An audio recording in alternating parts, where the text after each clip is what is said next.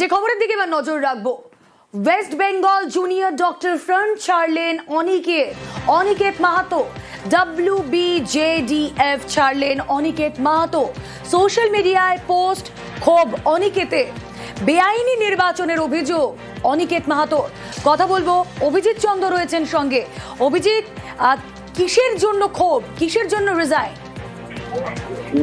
এই Aniket Mahato West Bengal junior doctors ফ্রন্টের board of trust, সেই বোর্ড অফ ট্রাস্টি তার সভাপতি ছিল এবং Aniket Mahato West Bengal junior doctors ফ্রন্টের একটি মুখ ছিল এবং যেভাবে West Bengal junior doctors front আইনি পরামর্শ উপেক্ষা করে এবং বোর্ড অফ ট্রাস্ট এবং তার সঙ্গে এক্সিকিউটিভ কমিটির সমন্বয় সাধন না করে অগণতান্ত্রিক ভাবে বেআইনি ভাবে যেভাবে কমিটি নির্বাচন করছে তার প্রতিবাদেই অনিকেত মাহাতো তিনি পদত্যাগ করেছেন।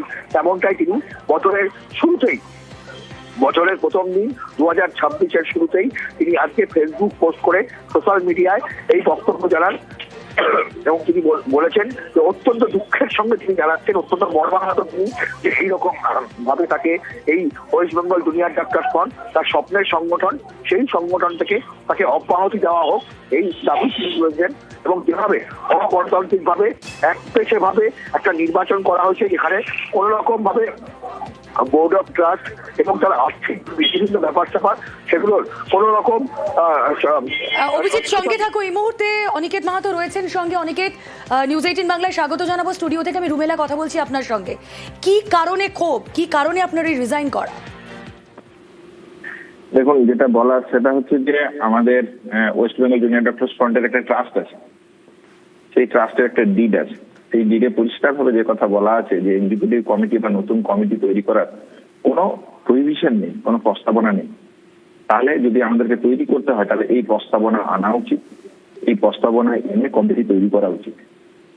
তাহলে সেই জায়গা থেকে এবং এই ঘটনার সাথে আমাদের যে আন্দোলন, আমাদের যা লড়াই, সেই লড়াইতে অসংখ্য মানুষ, অগণিত মানুষ এই আমাদের সাথে এই লড়াইতে এসেছেন। তাহলে তাদের ভাবাবেগের জায়গা থেকে আমাদেরকে একটা সুনির্দিষ্ট কমিটি যদি তৈরি করতে হয় সেই পথে যাওয়া উচিত।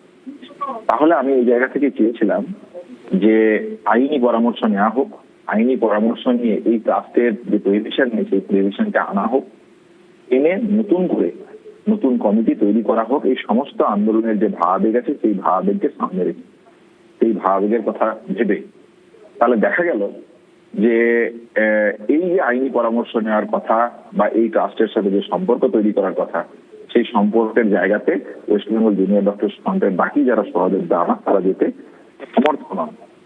তাহলে এই সমর্থন যদি তারা না হন তাহলে যে সমস্যাটা তৈরি হয় বেরিয়ে আসা ছাড়া আর অন্য কোনো জায়গা থাকে না। কিন্তু সাধারণ মানুষ থেকে শুরু করে সমস্ত মানুষ, জনগণের উদ্দেশ্যে আমি যে কথা বলতে চাই, অভয়ার ন্যায় বিচারের জন্য লড়াইয়ের জন্য আমি এসেছিলাম। সেই লড়াইতে পূর্ণ মাত্রায়, পূর্ণ সহযোগিতায়। দেখুন অনিকেত, আপনি আন্দোলনের অন্যতম মুখ ছিলেন।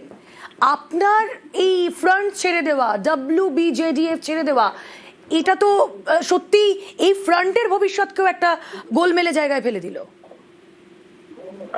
এইভাবে আমি দেখি না, আমি মনে করি না একটা মানুষের ভূমিকা এতটা হতে পারে।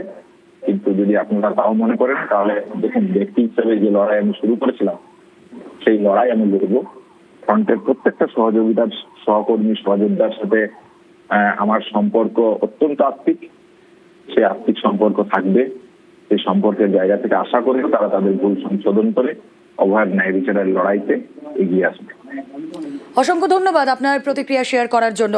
অনিকেত মাহাতো তিনি দুটো বিষয় উল্লেখ করলেন, এক হচ্ছে অগণতান্ত্রিক বিষয় চলছিল এবং ন্যায় বিচারের দাবি আন্দোলনের সঙ্গে সঙ্গতিপূর্ণ ছিল না, এমনটা উল্লেখ করলেন অনিকেত মাহাতো। ওর মধ্যে অনেক রহস্য আছে। বিভিন্ন সময় বিভিন্ন অভিযোগ উঠেছে যে অভয়ার সেন্টিমেন্টকে ব্যবহার করে যেভাবে নানা তহবিল সংগ্রহ হয়েছে, কমিটির নামে দখলদারি চলেছে, ইভেন্ট ম্যানেজমেন্ট কোম্পানিকে পেমেন্ট করা হয়েছে এবং হিসাব বহির্ভূত নানা রহস্য নিয়ে প্রশ্ন উঠেছে, তার একটার সদুত্তরও পাওয়া যায়নি। ফলে সেখানে তো একটা রহস্যাবৃত জিনিস চলছিলই। এবার তার মধ্যে ওদের নিজেদের মধ্যে কি নিয়ে কি লেগেছে, কে হয়তো কমিটিতে থাকতে চায়, ওর পছন্দ হয়নি, ওটা তো আর কমিটি নেই। ওইসব ট্রাস্ট কমিটিগুলো তো মধুভাণ্ডে পরিণত।